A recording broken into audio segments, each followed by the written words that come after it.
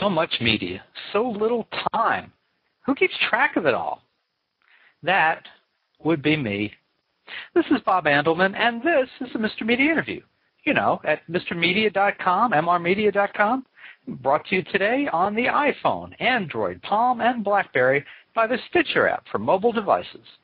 Mr. Media is also sponsored by thepartyauthority.us.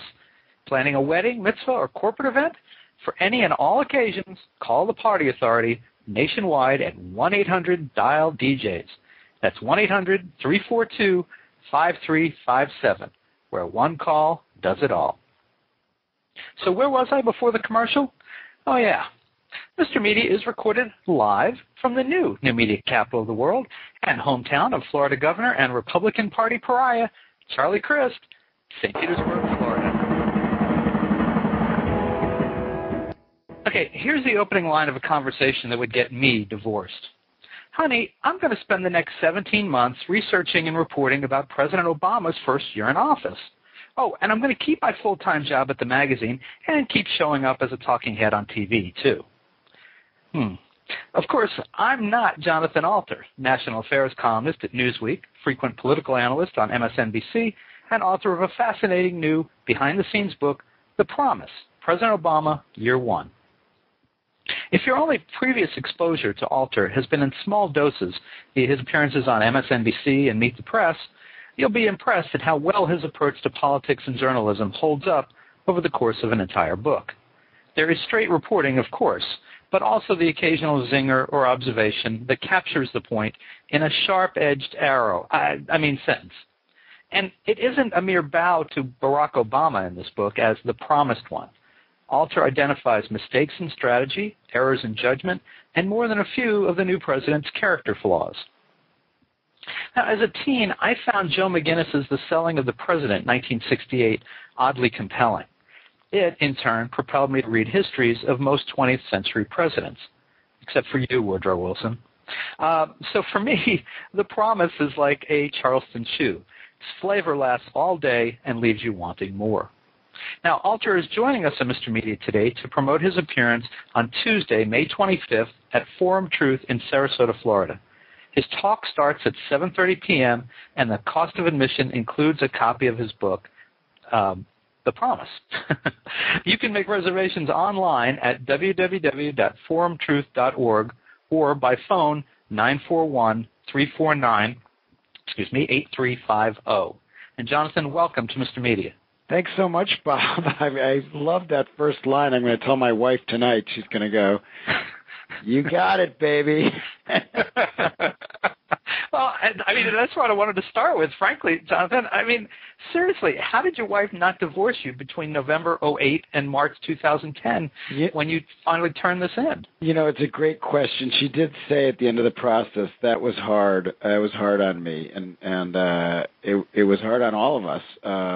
Our youngest child, Molly, who's 16, is still living at home. Our two older kids are in college, but you know, I was in what they called the salt mine an awful lot of the time when I was around, and then there was a lot of time when I was in Washington. So it was a little rough, but we have a great marriage, and it never really got serious. But she did an awful lot more around the house. So I have, now that the book is done, I've got a lot of catching up to do because she's got a lot of favors in the bank. And is she able, if I brought my car by, could she overhaul my transmission now herself? Well, she has a really busy job, too. She is the senior supervising producer for the Colbert Report. Really? And so she, has a very, very high-stress job because her job is to book the guests on that show, and they account for often more than a third of the show. And Stephen Colbert rightly has very high standards for the kinds of guests they get, so she's under a lot of stress, too. So maybe the real hero of the story is Molly, the 16-year-old. who put up with this. Well, and so you have a new book out this week. Can she put in a good word for you to get on Colbert? I'm going on Colbert on the 7th of June, and it'll be my 4th appearance on that show. And when last year Stephen Colbert guest edited an issue of Newsweek, it was, picture was on the cover. It was a pretty funny deal, and he's having his head shaved. Yes, and he had a little bug line where it says, Jonathan Alter is so-and-so, so-and-so. And the week that he was editing the magazine, under my column, it said, Jonathan Alter has appeared on the Colbert Report 3 times. He was good twice. To figure out which time I bombed when I was on the show.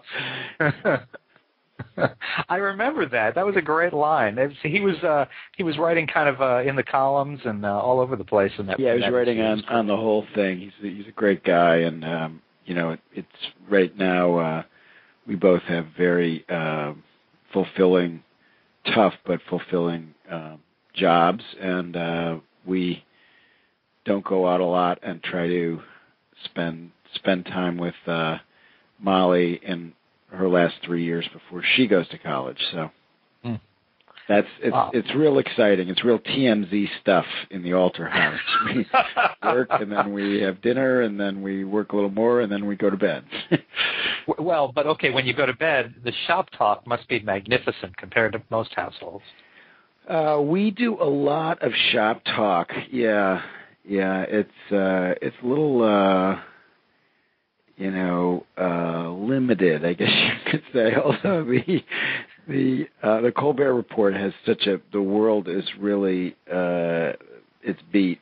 She can book guests on all kinds of different subjects. So in that sense, it's a very far-flung set of subjects that we talk about. But a lot of it revolves around who should she get for the show and who should I try to interview for the book.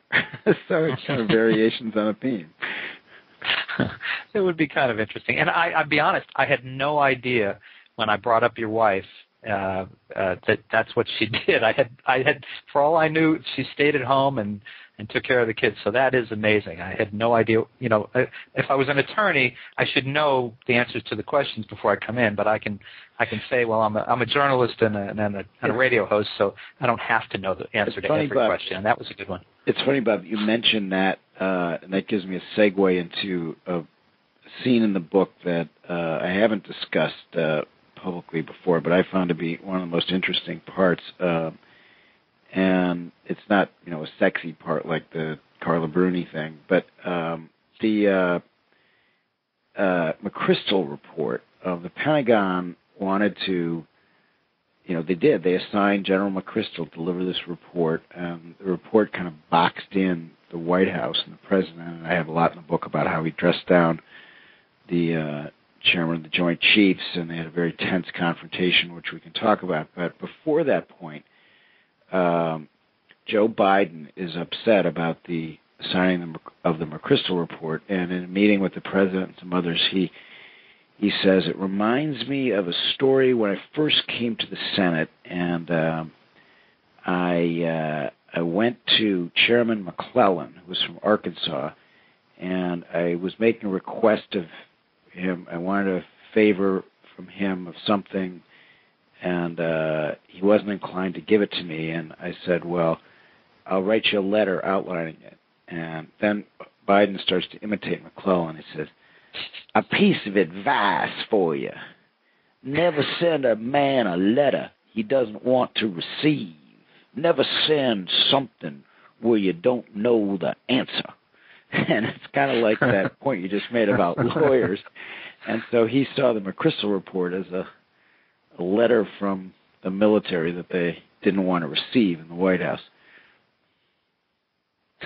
Jeez.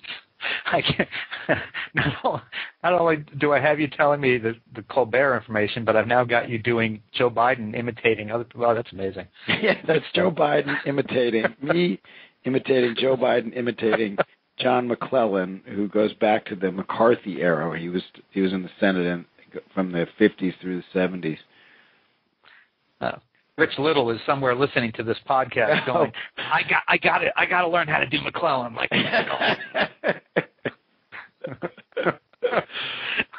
He bombed at the White House Correspondents' Dinner. Oh, that's true. That's true. Well, look, let's talk about this. Now, in your previous book, which was you know this, but other people may not know, but the defining moment, FDR's 100 Days and the Triumph of Hope, you had, I think, the benefit of time. I mean, FDR and everyone who worked with him were long gone, and you could do your reporting and research more casually. But for The Promise, you were literally operating on Internet time. How different were the two projects for you as a writer? You know, I have to say that The Promise was a lot harder. With history, they're all dead, you know, if the history goes back far enough. And I interviewed a few people who remember the Roosevelt inauguration in 1933 or the Democratic Convention of 1932, but they were very old and they've since died. And the documents weren't going anyplace. You know, if I didn't get the documents on a Tuesday, I could get them on a Wednesday. And it was all kind of more manageable and leisurely. And also, I spent from 2002 to late 2005 writing that book. Now, it's true that I got cancer in the middle of that, so it took a little bit longer.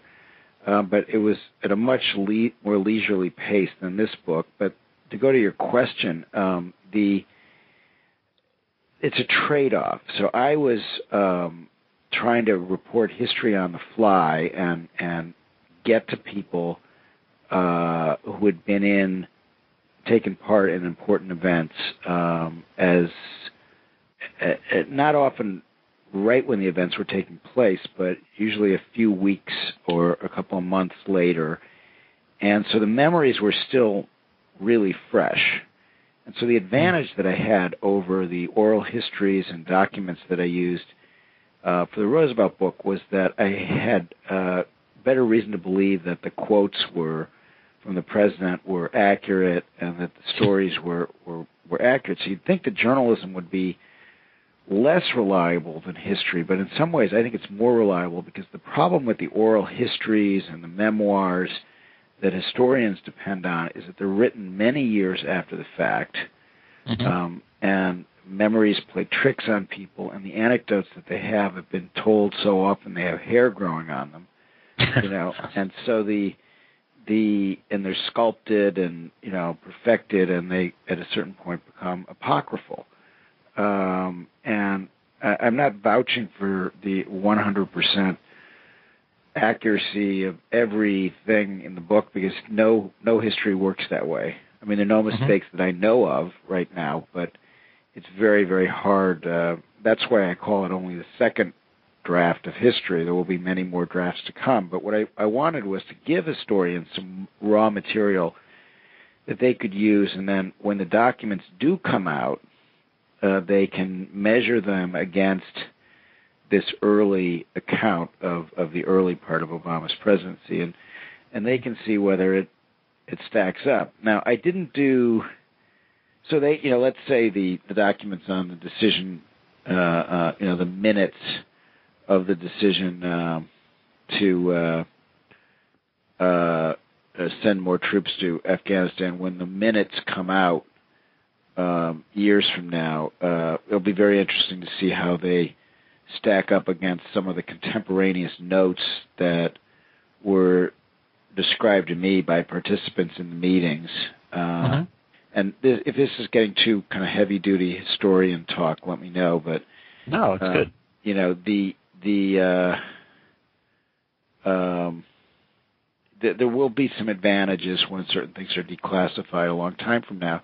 But the main advantage that I had on the Roosevelt book was one's perspective is deepened by time, and I could see him more fully in the context of his time. And since a lot of things haven't happened yet, the beginning of the book project, nothing had happened. It was like writing on in disappearing ink.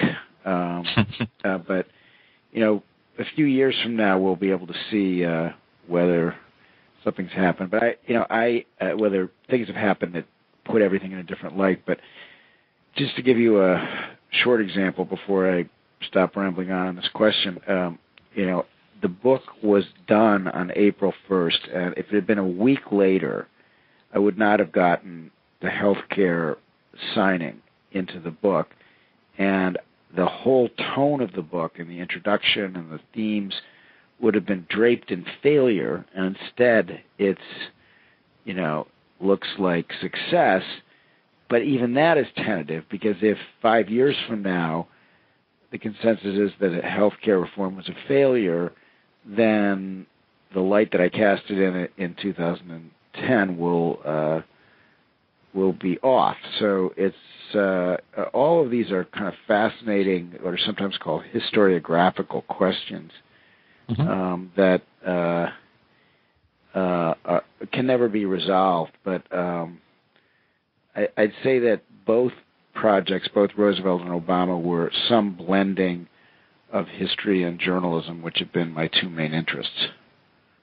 And I brought up the Roosevelt book because I'm wondering, since you did both of these and spent a lot of time, studying Roosevelt, and then have spent a lot of time up close and personal with Obama and his group.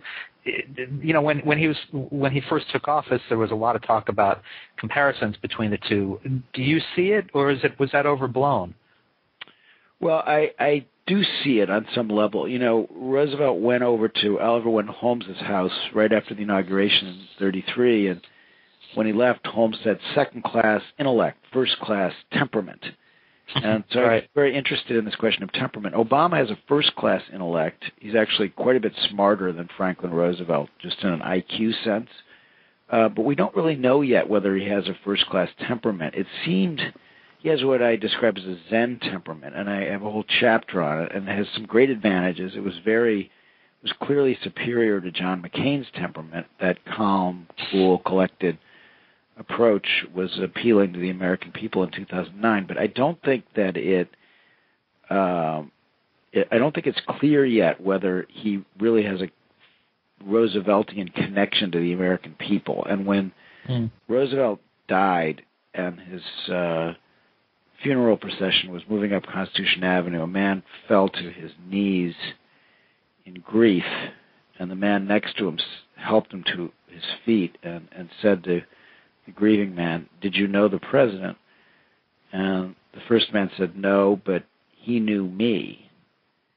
And even though Roosevelt was a patrician, aristocrat, people sensed that he really connected to their problems and what they were going through. And Obama is trying to make that connection, but he hasn't made it yet. And he doesn't have that effervescent temperament that Roosevelt had. That it's like meeting him was described as being like opening your first bottle of champagne.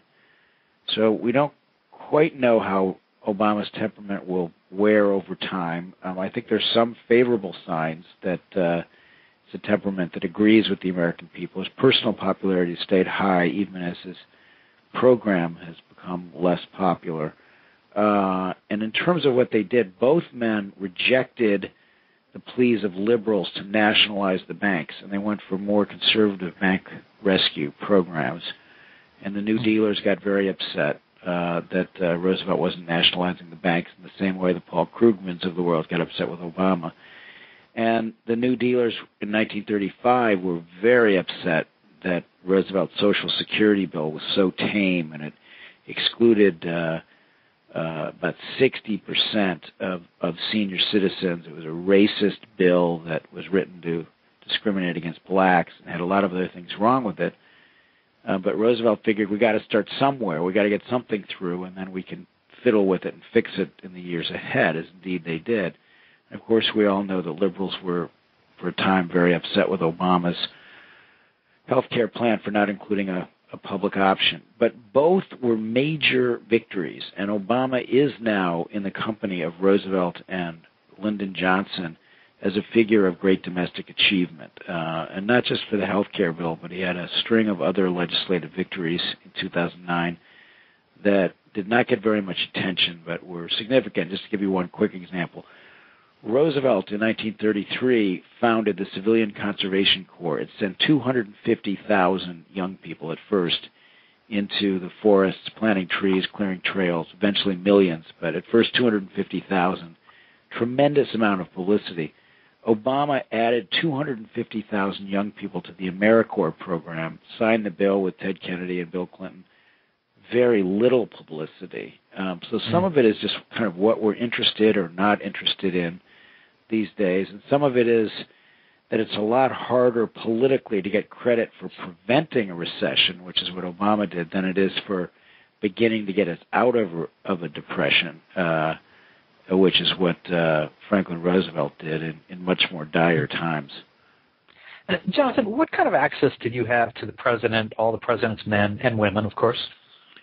I interviewed the president and the vice president and what are called the Big Four: Rahm Emanuel, Valerie Jarrett, David Axelrod, and Pete Rouse, as well as a number of other people who are quoted in the book, and then a large number of people who, for a variety of reasons, are not quoted and spoke only on background or told me things not for attribution basis. But I felt like the officials were very, very busy, and they canceled a lot of interviews with me. But I did feel that, generally speaking, I had very good access, and with a few exceptions, was able to talk to the people that I needed to. Now, I was thinking about this today. I remember how surprised I was when Bob Woodward produced a number of books about the George W. Bush's administration while Bush was in office, and seemingly he was a fly on the wall. And some of that material, as I recall, was highly embarrassing to the administration. So I wondered, why would the Obama administration give you somewhat similar access while things were happening?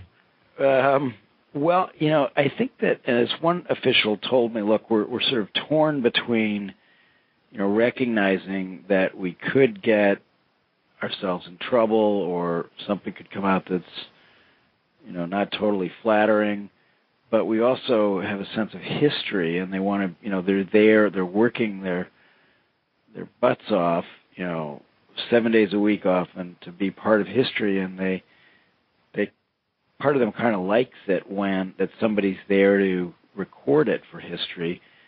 Some of them don't care that much. I don't think Rahm Emanuel cares very much about books. I mean, he gave me some time mostly because I've known him for more than 20 years, and he's a tremendously colorful character who I devote a whole chapter to called Rambo, right, after that movie with Sylvester Stallone.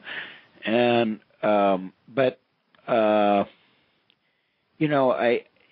some people were very skittish for the reasons you describe, and I think if there hadn't been some of these long-standing relationships, I've known David Axelrod for 26 years, and so I think there were a number of people who, when I wanted to talk to them, they checked with Axe, and Axelrod said, yeah, it's, go ahead, be careful, whatever they would say in that sort of situation. And so they cooperate some, and I think it's good that they do, because they claim to want a transparent administration, and being open to book writers should be part of that deal, even if they're not happy with everything that's in it.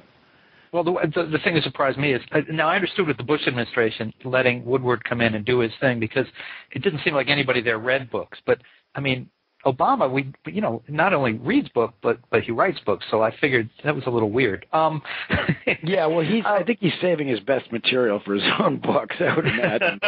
And his books will, because he is such a good writer, his books will be the dominant books,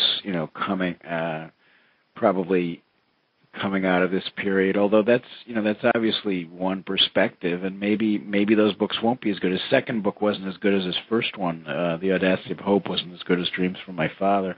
It was good, but it wasn't as good. And I would imagine that maybe he can break the string of boring presidential memoirs, going back to Ulysses S. Grant, who had some help from Mark Twain, Samuel Clemens. That was the last good presidential memoir, and so it'll be interesting to see whether Obama manages to break that streak and get some of that grant magic, but we won't know for several years. Well, I have a lot more questions I'd like to ask, but I know we're going to run out of time in a few minutes. I want to ask you, before you have to go, about the mood at Newsweek, that other job of yours. It's been a very rough year, I think, since the makeover of the look and the content, and then the announcement a few weeks ago that the magazine was on the market. How are things going over there? Well, I'm cautiously optimistic that we're going to find a buyer, and there's a lot of interest. And honestly, I think the condition of the magazine was kind of misrepresented in the press, and I have every reason to believe that we're going to be around. I could be wrong, but I'm hopeful, and obviously it's a hard time at the magazine right now. Well, there's a very good piece in the latest issue, the May 24th and 31st double issue. It's by this guy named Alter. It's apparently an excerpt from his new book, The Promise.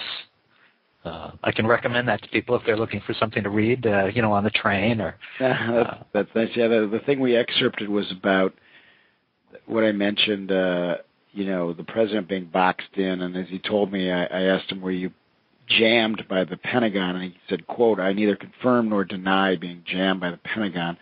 I tell the story that's in the excerpt and then at greater length in the book of this kind of high drama behind the scenes last fall, and then I think there was high drama on healthcare as well, where he essentially did it alone over the objections of the vice president. Rahm Emanuel told me I begged him not to do this in his first year. David Axelrod opposed it. The Council of Economic Advisors opposed it.